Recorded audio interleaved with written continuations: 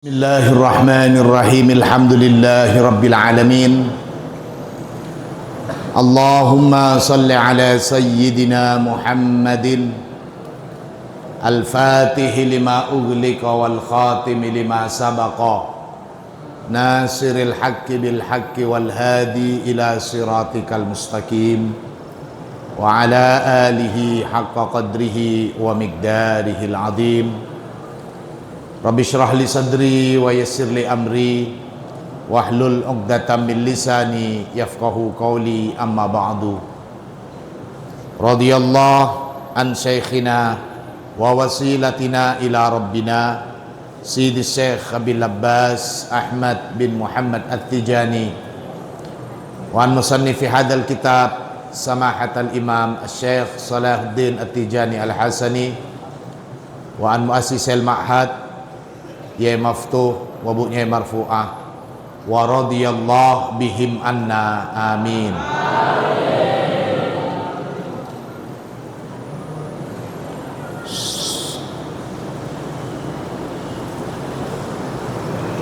Anak-anakku sekalian, segenap santri Al-Munawwariyah rahimakumullah. Alhamdulillah, malam hari ini kita sudah masuk di malam yang kelima bulan Ramadan. Doa kita selalu, mudah-mudahan Allah menerima segala ibadah kita. Mudah-mudahan Allah jadikan kita termasuk golongan orang-orang yang bertakwa. Setelah beberapa pertemuan yang lalu, bahkan sejak pertemuan saat Ahad pagi, kita banyak membahas tentang fadilah serta karunia yang dikhususkan untuk umat Rasulullah sallallahu alaihi wasallam. Dan kita akan meneruskan bahasan dari ayat yang kita mulai sejak beberapa saat yang lalu. Qala Allah Ta'ala, wa kadzalika ja'alnakum ummatan wasata. Wa kadzalika, dan demikianlah, ja'alna, telah menjadikan siapa kami, kum, kepada kalian, menjadikan ummatan wasata, sebagai umat yang moderat, yang ada di tengah-tengah. Laisa minal mufritin wa laisa minal mufarritin, laisa fil ifrat wa laisa fit tafrit, wasaton. Apa maksudnya umat yang wasaton itu apa? Fakama ja'alnakum ummatan wasata, fakama, maka sebagaimana barang, ja'alna, yang telah menjadikan siapa kami, kum, kepada kalian, menjadikan ummatan wasata, sebagai ummatan wasato. Kita maknain ummatan wasato saja. Waja'alna, dan telah menjadikan siapa kami, kiblatakum, pada kiblat kalian. Menjadikan apa? Afdolal jihati, menjadi sebaik-baiknya arah. Waja'alna, dan telah menjadikan siapa kami, rasulakum, kepada rasul yang datang kepada kalian, yakni Rasulullah Nabi Muhammad, dijadikan sebagai apa? Afdalar rusuli, dijadikan sebaik-baiknya utusan Allah.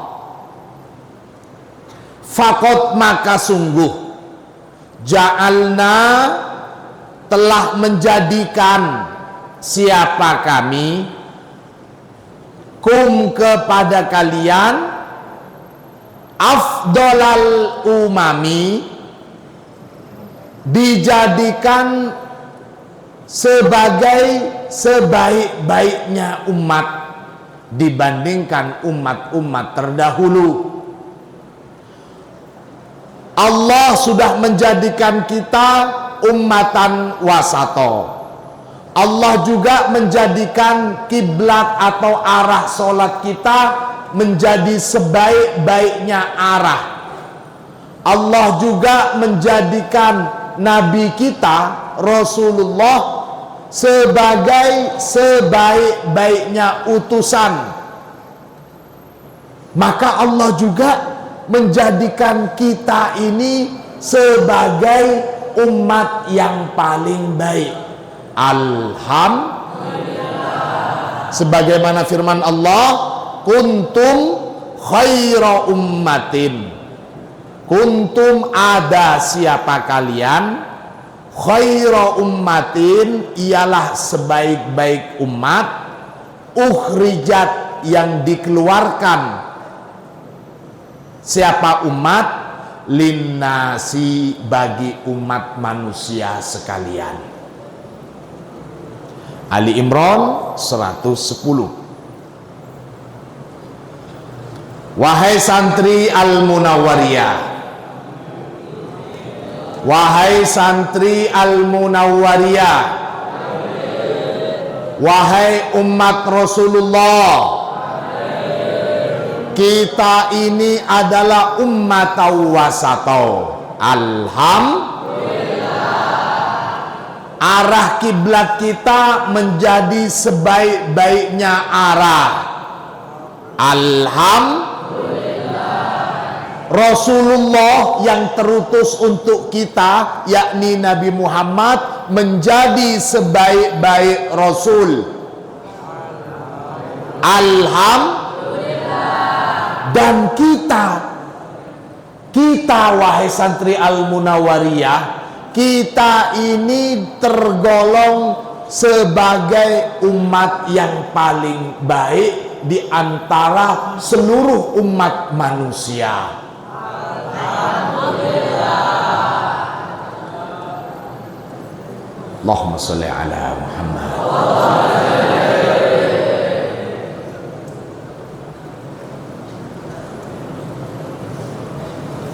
Semua itu, wahai anak-anakku, wahai santri Al-Munawwariyah, ini bukan cuman basa-basi.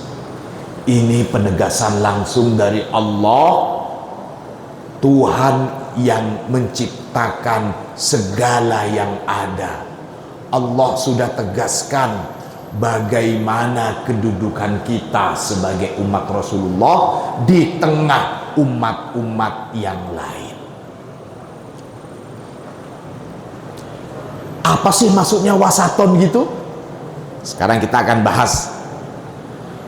Wa kadzalika ja'alnakum ummatan wasato. Al-wasatu, adapun yang dimaksud dengan al-wasatu itu, huwal makanu, ialah tempat, alladzi yang istawat sama, fihi di dalam tempat itu, al-masahatu apa jarak, minal jawanibi di antara sisi-sisi yang lain. Tengah itu berarti ada di posisi yang sama antara dari arah timur ke barat, dari arah utara ke selatan, sama jaraknya. Lihat, kalau seperti saya duduk di sini, ini hakikatnya bukan di tengah, karena di arah timur itu lebih jauh dari arah barat saya. Mungkin di daerah selatan, dari sisi selatan dan utara itu sama. Tapi untuk timur dan baratnya tidak, maka ini bukan termasuk wasat. Nah, Tengah itu maksudnya berada di tengah. Kalau di lingkaran, titik poros tengahnya itu sama antara dari sisi kiri, kanan, depan, belakang itu sama. Atas, bawah sama. Itu yang dimaksud dengan al-makanul ladzi istawat fihil masahatu minal jawanib. Summa, kemudian ustu'iro, dipinjamkan istilah tengah di sini, berada di tengah-tengah di sini, dipinjamkan lil akhlaqil mahmudati, untuk penyebutan al akhlaq al mahmudah, akhlak yang terpuji, al mutawassitoti, yang di tengah-tengah, yang moderat, bainal ifrati, di antara al ifrat wat tafriti dan tafrit. Perbedaan antara ifrat dengan tafrit, ifrat itu maksudnya melebihi batas dari kecukupan, mubadzir. Nah, itu namanya ifrat. Sementara tafrit melebihi batas sampai cenderung kurang. Itu. Jadi ifrat itu begitu. Pemborosan. Kalau yang tafrit, apa namanya? Lawan katanya boros. Hemat itu bukan. Hemat itu yang tengah-tengah hemat. Kikir, pelit. Nah itu. Bahkan untuk dirinya sendiri itu pelit. Kalau bakhil mungkin pelit untuk orang lain.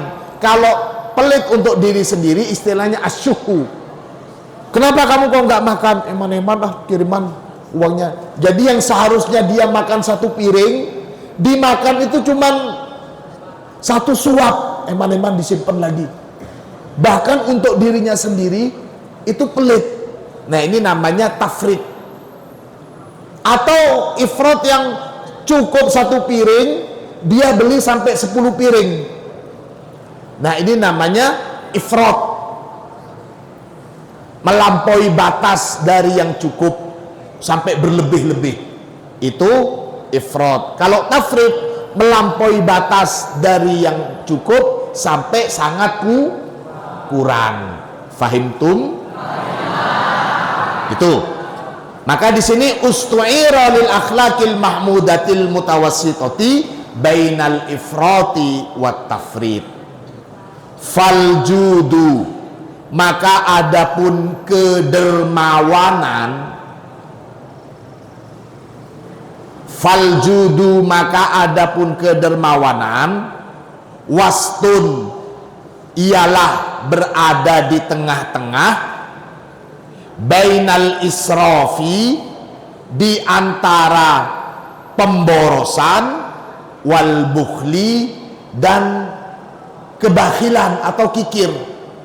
Aljud, boros tidak boleh, terlalu kikir juga tidak boleh, di tengah-tengah. Ini kedermawanan seperti itu. Membantu teman kalau kita punya, bagus, tapi jangan berlebih. Punya uang cuman 100.000, ini untuk 1 bulan nak ya? Iya bapak, iya ibu. Dihabisin sekalian untuk teman-temannya, jadi baru dikirim 2 hari uangnya sudah habis. Nah, ini namanya boros. Dikasih 100, pakai nak tapi secukupnya. Iya pak, gak dipakai-pakai. 5 bulan uangnya 100 masih utuh, sampai tubuhnya, sampai badannya kurus kering. Kenapa? Eman-eman. Jangan terlalu pelit ya. Nah, ini kalau di samping saya ini, enggak, ini ya cukuplah, enggak terlalu kurus, tapi ia berlebih gemuk. Nah, ini contohnya tafrid atau ifrat? Tafrid atau ifrat? Ifrat. Yang penting bukan jin yang penting bukan jin ifrit ya. Allahumma sholli ala Muhammad. pun faljudu wastun bainal israfi wal bukhli wasyaja'atu, dan adapun sifat berani, sikap berani, wastun ialah di tengah-tengah, bainat tahawuri di antara sikap pengecut, wal jubni dan sifat ceroboh. Orang yang berani itu juga tetap harus menggunakan pikiran dan akal. Tidak terlalu takut, tapi tidak terlalu berani sehingga nampak ceroboh. Penakut jelek, menjadi orang penakut jelek, sedikit-sedikit minder, sedikit-sedikit takut, disuruh maju sampai terkencing-kencing, gak boleh. Tapi juga tidak boleh ceroboh, tidak boleh ceroboh. Suja'ah, as-saja'ah, keberanian itu berada di tengah-tengah antara kecerobohan dan penakut. Faham ya? Itu. Qala Rasulullah sallallahu alaihi wasallam.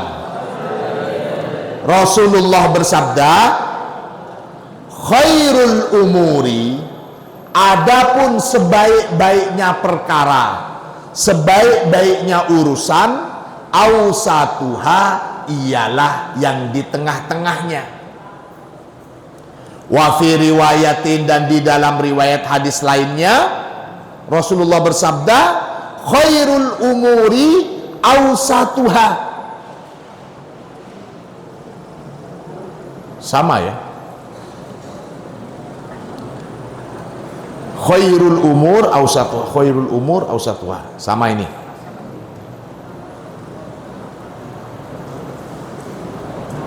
Wa qala Rasulullah sallallahu alaihi wasallam, Rasulullah juga bersabda, al walidu, adapun orang tua itu, awsatu abwabil jannah, ialah menjadi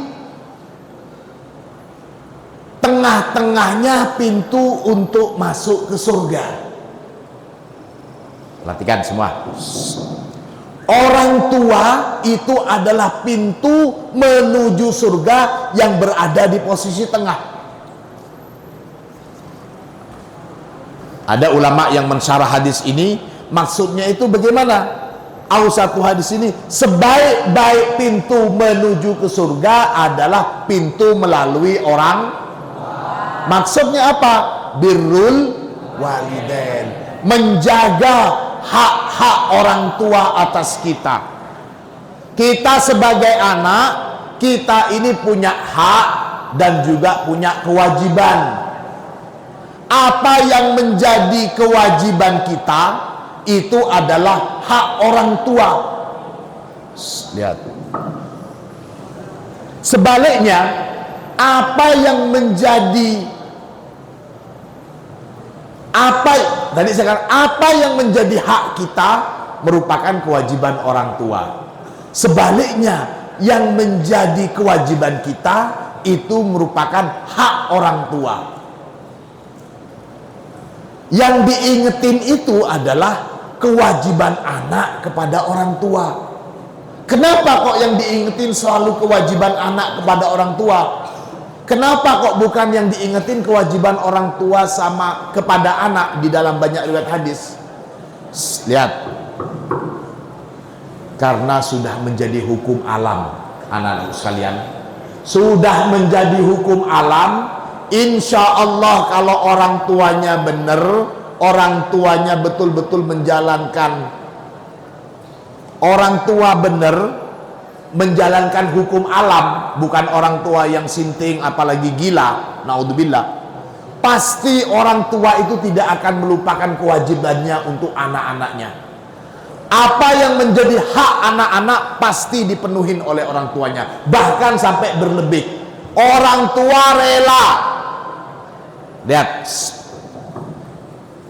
orang tua itu rela, nak, dirinya kurang, yang penting anak saya cukup. Orang tua siap utang.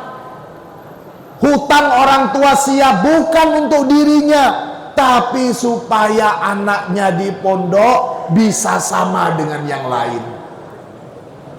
Jadi jangan diragukan masalah kewajiban orang tua kepada anak.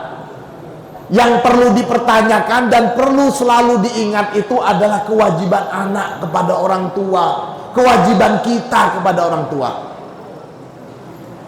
Lihat, tadi saya katakan untuk kewajiban orang tua kepada anak itu tidak usah diingetin, karena itu sudah menjadi hukum alam. Maksudnya begini, orang tua itu pasti sayang dan lebih mencintai anaknya daripada dirinya sendiri. Itu hukum alam. Jangankan manusia, binatang juga begitu. Kalau kalian lihat ayam yang baru menetaskan telurnya, jangan coba-coba diganggu pitik ayam, gino boboten. Induknya akan marah kalau sampai anaknya terganggu. Induknya akan marah. Itu binatang. Sedemikian menjaganya dan cinta kepada pitik-pitiknya, dijaga betul. Apalagi manusia. Jadi jangan pernah kita mempertanyakan, bapak ibu saya ini sayang nggak ya sama saya ya? Kenapa kok saya sampai dilempar ke pondok? Jangan pernah meragukan kasih sayang orang tua. Gina ye? Yakin kalian bapak ibu kalian sayang sama kalian? Yakin kalian segala kewajiban bapak ibu kalian kepada kalian sebagai anak sudah dipenuhi? Yakin apa boten?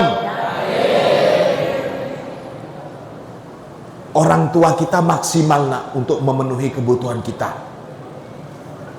Perkara mungkin lain dengan teman kita yang lain, ya kita juga harus lihat kondisi orang tua. Tidak harus sama tuh teman saya sekamar, dia selalu dikirim kirimannya begini. Tapi bapak saya, ibu saya kok pelit sekali begini. Nah, itu bukan. Bedakan antara kebutuhan dengan kemauan. Kalau kebutuhan kalian insya Allah semuanya sudah tercukupi. Yang tidak tercukupi itu adalah keinginan. Dan namanya keinginan selamanya tidak akan pernah bisa selesai nak. Namanya keinginan. Kita sudah dibelikan iPhone terbaru sama orang tua kita umpamanya.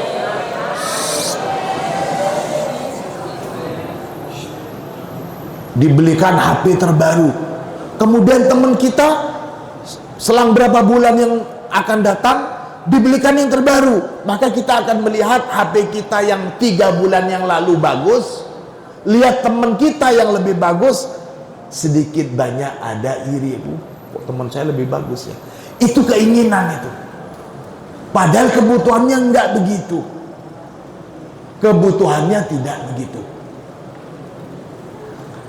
Kalau kalian ingin tahu perbedaan antara kebutuhan dengan keinginan, lihat. Kalau ingin tahu antara kebutuhan dengan keinginan, coba lihat ketika siang atau sore hari saat Ramadan. Ketika siang atau sore hari Ramadan, kita bahkan melihat makanan itu semuanya diinginin. Pengennya semua akan dilahap, itu keinginan.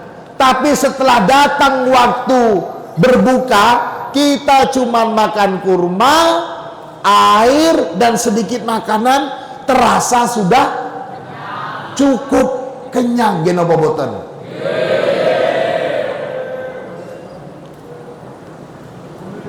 Kalau sudah makan, terus keinginan yang tadi siang, tadi sore itu hilang semuanya sudah. Karena sudah terpenuhi kebutuhan. Bukan untuk memenuhi keinginan. Bedakan antara keinginan dan kebutuhan. Kalian bisa introspeksi. Adakah kebutuhan kalian yang tidak dipenuhi oleh orang tua? Wonten apa boten? Alhamdulillah. Tapi kalau keinginan itu bukan untuk dipenuhi, nak. Bahkan ada perkataan, keinginan manusia itu akan terus ada keinginan sampai dia itu masuk ke liang lahat baru selesai keinginan.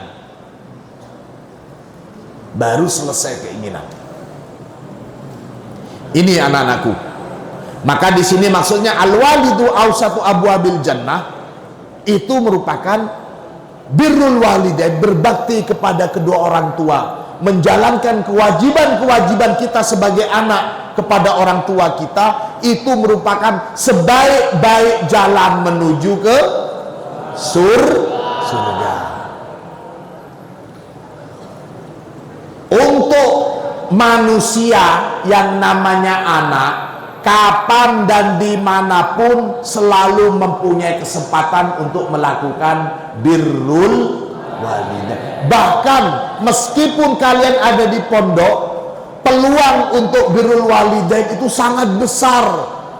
Jangan kalian membayangkan memberikan kewajiban orang tua, menjalankan kewajiban kalian kepada orang tua, jangan membayangkan nanti kalau sudah menjadi direktur yang gajinya sebulan 100 juta kemudian kalian akan berbuat baik.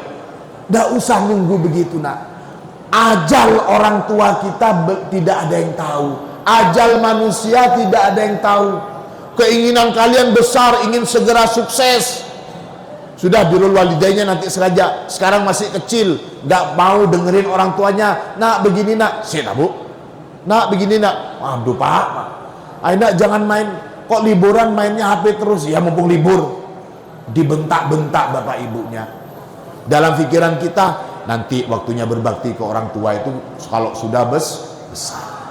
Terus belum sukses kalian, orang tua kalian sudah dipanggil oleh Allah. Na'udzubillah. Jadi jangan nunggu sesuatu itu sempurna untuk mengerjakan hal baik. Mulailah saat ini di tempat ini untuk menjalankan kewajiban-kewajiban kita, utamanya kepada siapa saja yang memang kita berkewajiban untuk berbuat baik kepada mereka. Allahumma sholli ala Muhammad. Yakni khairuha. Maksudnya dari hadis ini ausatu abwab, maksudnya paling baiknya pintu menuju surga. Wa kadzalika ja'alnakum ummatan wasata. Di tengah, bahasa Arabnya itu ada wasatun, ada wastun. Apa? Wasatun, dan yang kedua wastun. Ada yang sinnya itu fathah, ada yang sinnya sukun, wastun.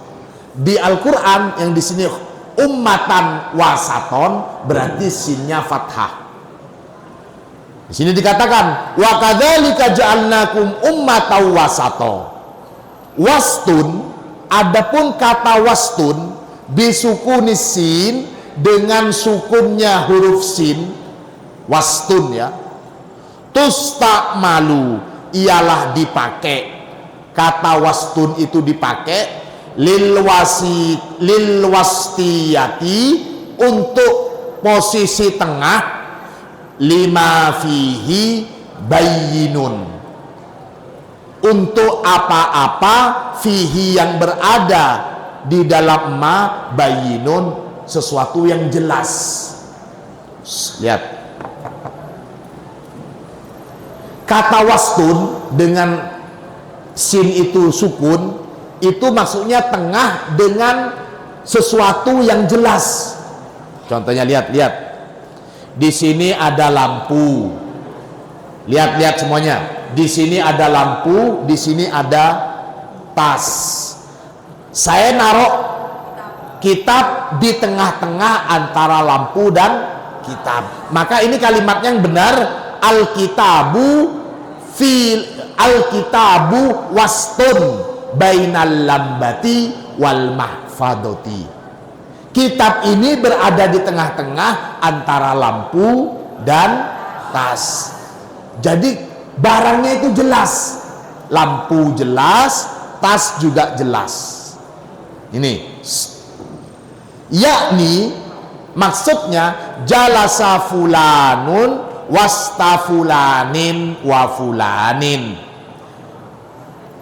Jalasa duduk fulanun siapa seorang, wasta fulanin di tengah antara fulan, wa fulanin dan fulan. Fadzarfiyatu, maka adapun penjelasan tempat huna di sini wadihatun wadihatul bainiyati. Fadzarfiyatu huna wadihatul bainiyati, ialah satu tempat yang jelas di antara keduanya. Wasato. Nah, sekarang kata wasato, kata wasatun. Nah, sekarang kata wasatun di sini bifathis sin, dengan fathah huruf sinnya. Ya, di sini seperti ummatan wasaton. Berarti di dalam ayat ini sinnya fathah. Kapan itu dipakai? Fatustakdamu, maka kata wasatun dengan sin fathah di sini lil wastiyati, untuk posisi tengah, fima di dalam barang, laisa fihi yang tidak ada fihi di dalam ma, bayyinun apa kejelasan. Jadi untuk wasatun itu adalah posisi yang antara samping-sampingnya itu sesuatu yang bersifat abstrak, tidak nampak jelas. Wahiyal umurul ma'nawiyatu, itu adalah perkara-perkara yang bersifat maknawi atau abstrak, sebagaimana saya sebut tadi. Fa ummatu Rasulillah sallallahu alaihi wasallam, maka adapun umatnya Rasulullah itu ummatan wasaton, ialah umat wasaton, bifathis sin, dengan fathah huruf sinnya, yakni maksudnya, artinya annaha, bahwasanya umat Muhammad ini ummatun, ialah satu umat, dunal ambiyai, yang berada derajatnya itu berada di bawah para nabi, wa fauqal umami, dan berada di atasnya umat-umat lainnya. Artinya laisa fauqaha illal anbiya. Maksudnya itu tidak adalah umat yang berada di atasnya umat Rasulullah illal anbiya'u, kecuali para nabi. Allahumma sholli ala Muhammad. Umatnya Nabi Nuh, oh derajatnya di bawah kita. Umatnya Nabi Ibrahim di bawah kita. Umatnya Nabi Musa di bawah umat Rasulullah. Yang ada yang derajatnya yang lebih tinggi di atas kita adalah para nabi. Kalau nabi-nabi mereka derajatnya lebih tinggi. Tapi kalau umat-umat mereka berada di bawah umat Rasul. Fahimtum? Alhamdulillah.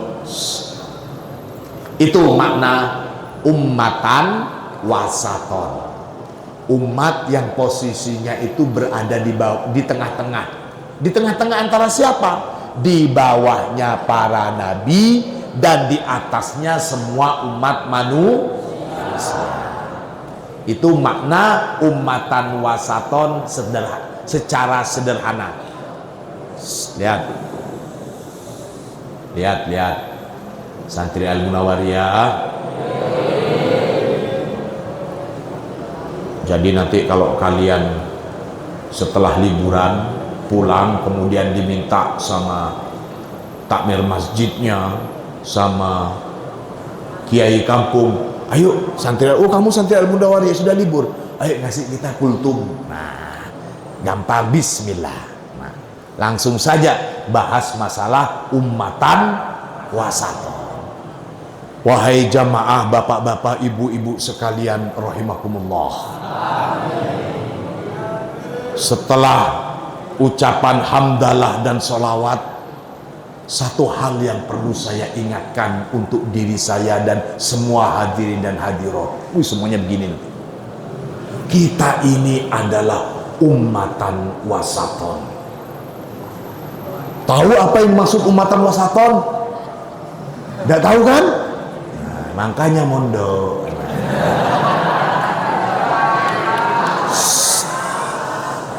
Wahai bapak-bapak, ibu-ibu, ummatan wasaton itu adalah apa? Ummatan wasaton itu? Siapa yang bisa? Apakah ummatan wasaton itu? Yang bisa? Angkat tangan, bukan sama-sama. Ayo. Umat yang berada di posisi tengah antara siapa? Di bawahnya para nabi dan di atasnya seluruh umat manusia. Jadi bapak-bapak, ibu-ibu, begini loh. Meskipun kita ini kecil-kecil dibandingkan umat-umat terdahulu, umatnya Nabi Musa besar-besar orangnya, usianya ratusan tahun. Kita ini ya paling banter 60 sampai 63 sudah keok. Sudah sangat jarang sekali kita ini yang usia 70 tahun ke atas masih bisa main basket. Sangat jarang sekali umat Rasulullah itu yang sudah di atas 70 tahun bisa lari 300 kilo.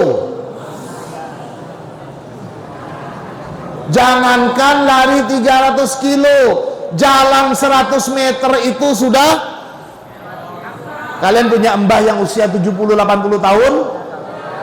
Coba nanti ketika libur, bah masih kuat push up 200 kali bah.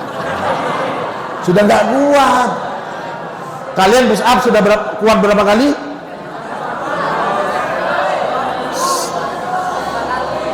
Jadi meskipun tenaganya umat Rasulullah itu dibandingkan umat-umat terdahulu sangat jauh, tapi mereka itu di sisi Allah derajat mereka jauh di bawah kita, Pak, Bu. Oh nggih kali, nggih. Allah sudah tegaskan. Bagaimana ayatnya, Le? Ya nanti besok, pertemuan besok saya tulis lagi ayatnya ya. Lupa belum ditulis. Intinya yang berada di atas derajat kita ini adalah para nabi. Jadi kita harus berbahagia wahai bapak ibu menjadi umatnya Rasul.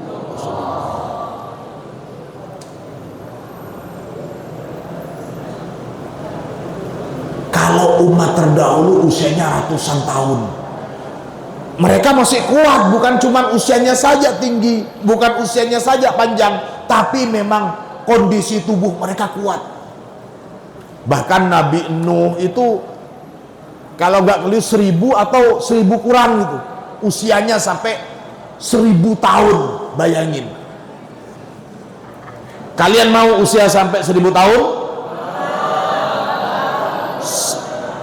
Bayangin, usia umatnya Nabi Muhammad paling banter 63 umpamanya. Kalian di sini umpamanya 1000 orang. Ada satu di antara kalian yang usia teman-temannya sudah mati semua, kalian masih tetap wajahnya seperti ini, mau? Kalian sudah punya anak, punya cucu, cucu kalian sudah punya anak, wajahnya anaknya cucu kalian itu lebih tua daripada kalian, mau? Mau panggil, bah, kok si enom terus sih, bah? Kalian mau berbicara, bahasanya mereka, kepergaulan mereka sudah berbeda dengan kita. Kalau kalian mau bandingkan, sekarang coba kalian bicara tentang masalah medsos kepada kakek nenek kalian yang usia 80 tahun. Nek, kamu punya IG, Nek? Apa IG itu? Wah, gimana ini? Sudah nggak nyambung. Semakin lama zaman ini akan semakin berubah. Kita bahagia sekarang hidup karena kita hidup satu masa. Keinginan kita sama, pola pikir kita sama. Pola pikirnya sama.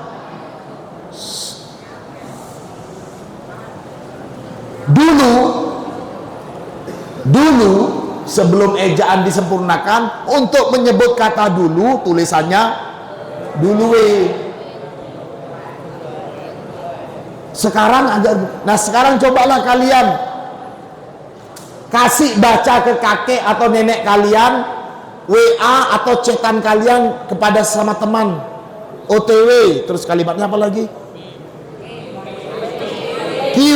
Apa nih Q nak? Q ini artinya aku. Apalagi istilahnya? P. Apa itu P itu? Nah, itu saya aja nggak paham, kalian beda sudah. Saya aja nggak nyambung. Padahal kita kan ya semasa lah, kita sama-sama muda lah, sama-sama ABG. Apalagi yang usia 70 tahun sampai 80 tahun. Allahumma sholli ala Muhammad. Kita merasa nikmat hidup, ya karena teman-teman sekeliling kita satu pola pemikiran. Tapi kalau semua teman-teman yang ada di masjid ini semuanya sudah mati 200 tahun yang akan datang, cuman kalian yang masih hidup, kalian jalan dengan cucunya cucu kalian umpamanya, wajah kalian lebih muda daripada mereka, mau kalian? Yang nggak mau. Nah, kematian itu menjadi satu kenikmatan.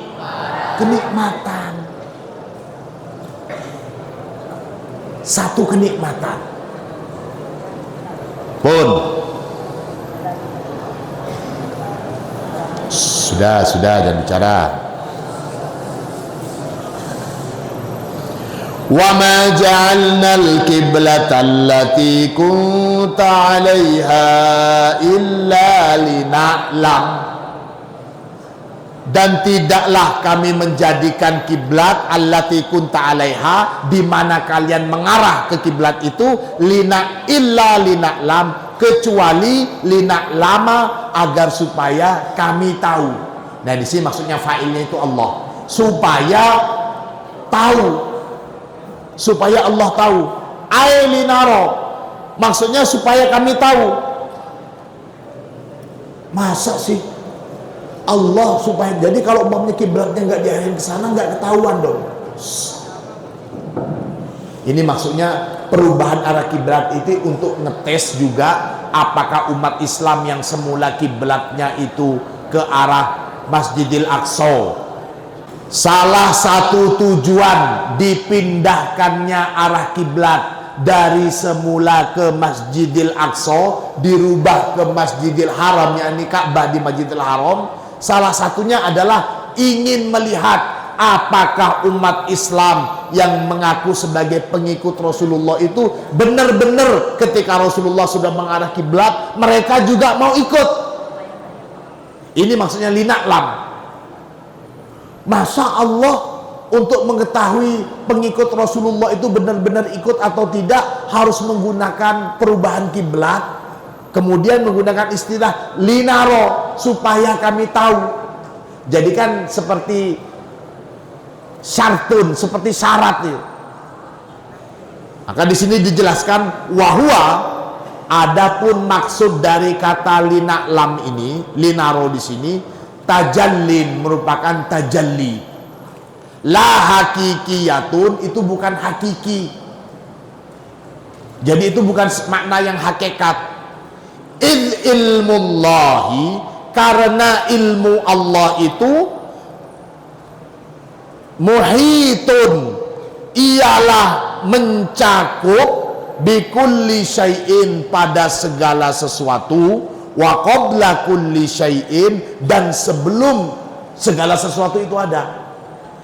Tidak ada satu apapun yang tidak diketahui oleh Allah. Bahkan yang tersembunyi Allah Maha tahu. Yang kita sembunyikan atau yang kita tampakkan Allah tahu. Tidak ada satu hal pun, bahkan yang paling kecil pun, luput dari kemahatauan Allah.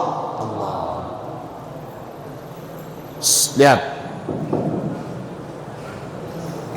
ini angka berapa? 2. Nah sekarang ketika saya tutup, angka berapa ini? Nah, setelah saya tutup, padahal 4, itu ditutup. Pengetahuan kita ada batasnya ketika dibatasin. Tapi kalau Allah mau ditutup, mau ditampakkan, sama-sama Maha tahu. Tidak ada sesuatu pun yang terlepas dari kemahatahuan Allah. Allahumma sholli ala Muhammad. Itu yang dimaksud idh ilmullahi ta'ala muhitun bi kulli syai'in wa qabla kulli syai'in illa lina'lama man yattabi'ur rasula mimman yanqalibu ala akibaih, kecuali lina'lama, agar mengetahui siapa kami, man kepada siapa-siapa, yattabi'u yang mengikuti siapa man, ar-rasula pada Rasulullah, mimman dari siapa-siapa, yang qalibu ala akibai, yang berpaling, artinya tidak mau mengikuti Rasulullah. Wa in kanat sungguh kanat ada apa perpindahan arah kiblat itu, lakabirotan, ialah sesuatu yang sangat berat, sesuatu yang sangat besar sekali, sulit untuk diterima, illa kecuali alalladzina, atas orang-orang, hada yang memberikan petunjuk, Allahu siapa Allah, wadzalika dan yang demikian itu, lianna amra tahwilil kiblati, karena perkara perubahan kiblat itu, wadzalika dan yang demikian itu, lianna amra tahwilal kiblati, karena perkara perubahan arah kiblat itu, ahdatsat, sungguh telah menyebabkan, sungguh telah menjadikan, hazzatan anifatan, satu goncangan, anifatan yang dahsyat, wazalzalatan sama goncangan, qawiyatan yang sangat kuat, fi qulubil muslimin, di dalam hatinya para umat Islam. Kita ini tidak tahu, kita lahir tahu-taunya arah kiblat ke Mekah atau ke Baitullah. Dulu umat Islam yang tahu sejarah perubahan kiblat itu menjadi sesuatu yang membuat shock. Jadi mereka terguncang hatinya. Duh, kenapa sih kok sepertinya main-main ya? Sudah ke arah Masjidil Aqsa, kok dirubah lagi ke arah Masjidil Haram, yakni ke Ka'bah. Gimana sih Rasulullah ini? Kok sepertinya main-main. Jadi perubahan arah kiblat itu terjadi sangat dramatis ketika Rasulullah sholat, entah baina asri awid duhri, sholat 4 rakaat, 2 rakaat mengarah ke Masjidil Aqsa, kemudian 2 rakaatnya lagi mengarah ke Masjid Haram, yakni ke Mekah, ya, di Baitullah, ke Ka'bah. Nah, itu terjadi sangat dramatis sekali, dan kabar itu terdengar oleh umat Islam. Mereka shock, terasa berat, kecuali orang-orang yang sudah mendapatkan hidayah dari Allah. Pada waktu itu tidak semuanya umat Islam itu masuk Islam karena hidayah. Ada di antara mereka yang masuk Islam karena nggak mau bayar pajak. Ada juga yang masuk Islam hijrah dari Mekah ke Madinah karena ceweknya yang dicintai, hijrah ke Madinah, dikejar. Atau ada juga yang masuk Islam hijrah karena orang tuanya, bapaknya yang kaya raya itu sudah masuk Islam dan hijrah. Kalau dia tidak masuk Islam, tidak ikut hijrah, gak dapat harta warisan. Jadi macam-macam. Nah, mereka yang masuk Islam bukan karena hidayah dari Allah, masuk Islam karena ada maunya. Saat terjadi peristiwa perubahan kiblat, hati mereka terguncang. Itu maksudnya. Hatta anna minhum, sehingga anna minhum, bahwasanya di antara mereka umat Islam, man irtadda anil Islam, ada yang murtad dan keluar dari agama Islam. Na'udzubillah, subhanallah. Kenapa? Yaitu karena mereka masuk Islam toma'an, ada yang diinginin. Wa minhum, dan ada juga di antara mereka umat Islam, man taza'za'a imanuhum, yakni orang taza'za'a yang berguncang, yang terguncang gitu, imanuhu, apa keimanannya, apa keimanannya si iman ini. Wa khosotan, dan terlebih atau secara khusus, annal yahuda, bahwasanya orang-orang Yahudi, annal yahuda, bahwasanya orang-orang Yahudi, wal munafikin, dan orang-orang munafik, dan orang-orang munafik, qad asya'u, sungguh asya'u, telah menyebarkan, asyai'at, telah menyebarkan. Siapa mereka? Orang Yahudi dan munafik. Asyai'at, rumor-rumor atau berita-berita hoak. Wal arojif, sama al arojif itu adalah al akhbar al kadhibah, berita-berita bohong.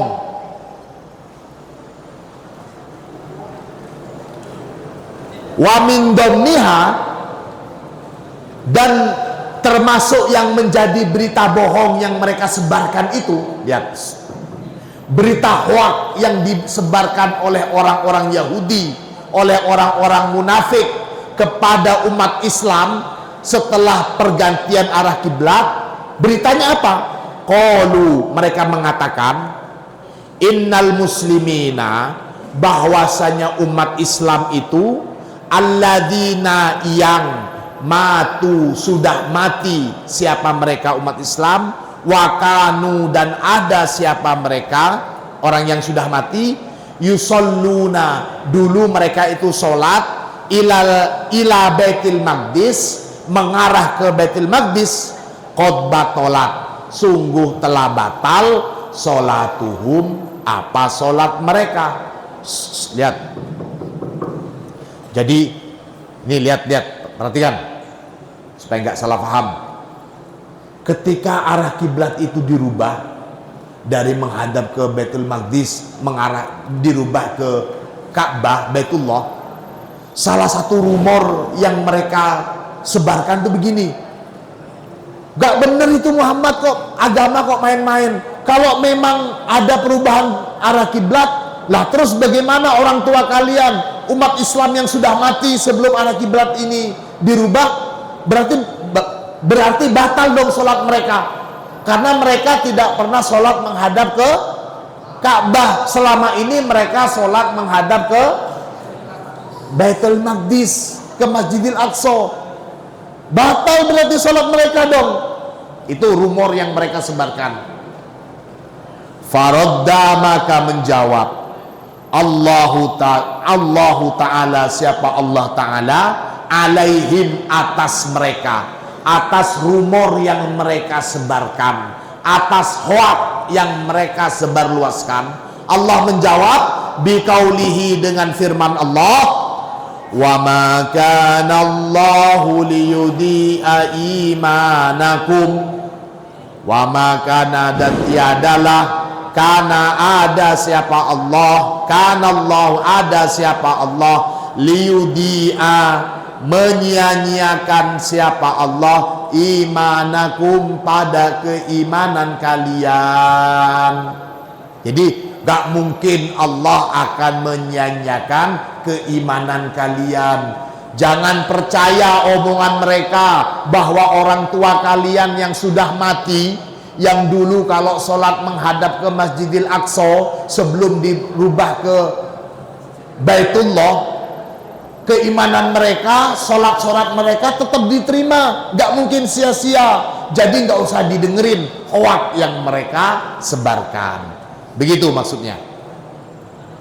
Yakni artinya sholatakum, sholat kalian. Di sini kata imanakum itu artinya, maksudnya di sini adalah kata imanakum, maksudnya sholatakum. Wa ubbiro, dan diungkapkan di wa ubbiro itu, dan tersampaikan huna, di sini di ayat ini, anis sholati, tentang sholat, bil iman, dengan keimanan. Jadi maksud sholat itu dirubah di dalam ayat ini, disebut menggunakan kata iman. Kenapa?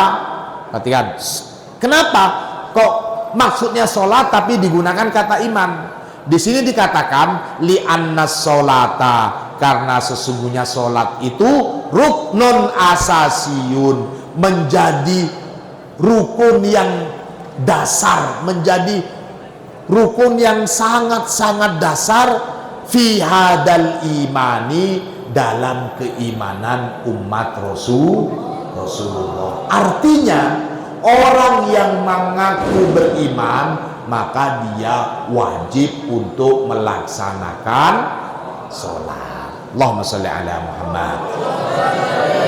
Innallaha bin nasi laraufur rahim.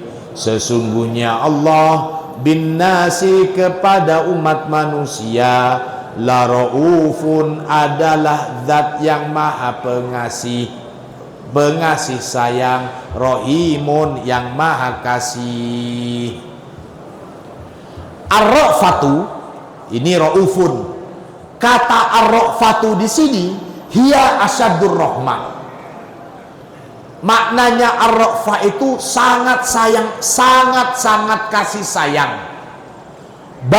Bahkan hiya, adapun kata ra'fah di sini, batinur rahmati, adalah makna batin, makna yang sangat mendalam dalam kasih sayang itu sendiri. Waman, maka barang siapa, arafa, yang mengetahui siapa man, rahmatahu ta'ala, kepada kemaha kasih sayangnya Allah, sakana, maka akan tenanglah siapa man, ilaiha, pada rahmatullah ini, fi amri dunyahu, dalam urusan duniawi, wa akhiratihi, dan urusan akhiratnya. Di mana itu? Di luar. Pun sudah. Orang yang betul-betul mengenal bahwa Allah itu maha kasih sayang, dia akan merasa tenang, dia akan merasa damai baik dalam urusan dunia dan akhirat. Dia tidak melihat orang, dia tidak nanggepin keinginannya, yang penting kebutuhannya sudah tercukupi. Masalah keinginan itu namanya nafsu, tidak akan pernah selesai. Itu contohnya, dia akan tenang. Falam yudabbir, maka tidak akan merencanakan lain. Siapa? Man ma'ahu, bersama dengan Allah. Maksudnya dia tidak akan alapola, bahasa gitu, tidak akan lapola. Walam yai'as, dan tidak akan putus asa. Min rahmatihi, dari rahmat Allah.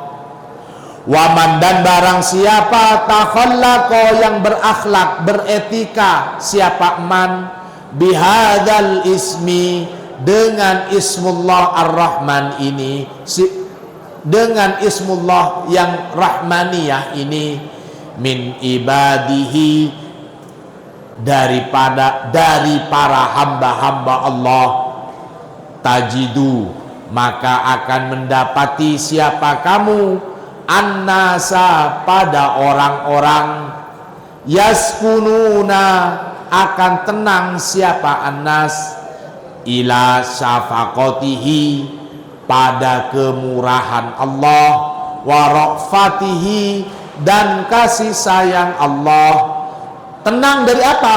Min mata'ibid dunya, dari kesulitan, dari kesusahan duniawi. Wahumumiha, dan penderitaan dunia. Allahumma salli ala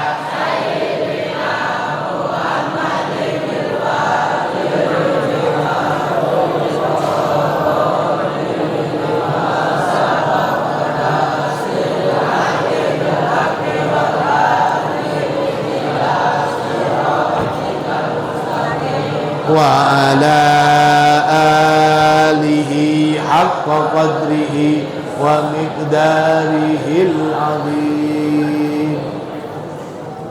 Lihat anak-anak sekalian, segenap santri Al-Munawwariyah. Jadi di sini lihat,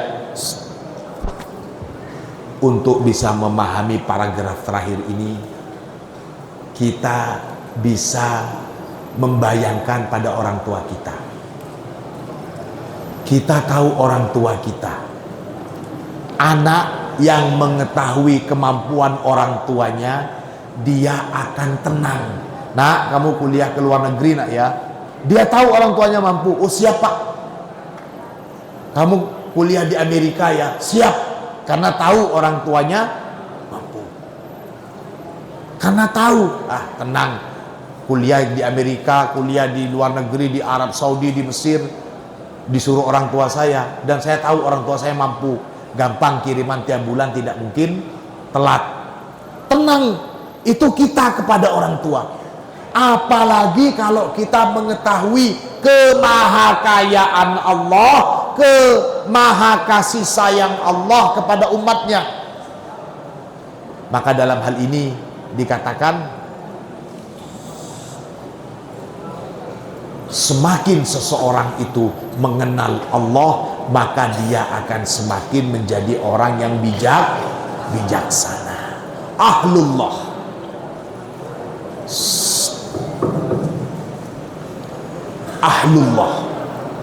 Ahlullah itu pasti sudah termasuk orang yang sudah mengenal Allah. Ciri-cirinya ahlullah, dia tidak akan suka mencaci maki orang lain, dia tidak akan gerasa gerusuk, dia tidak terlalu memikirkan kehidupan dunia, bahkan kehidupan akhiratnya. Semuanya dia jalani sebagaimana keyakinannya bahwa Allah Maha Kasih dan Maha Sayang.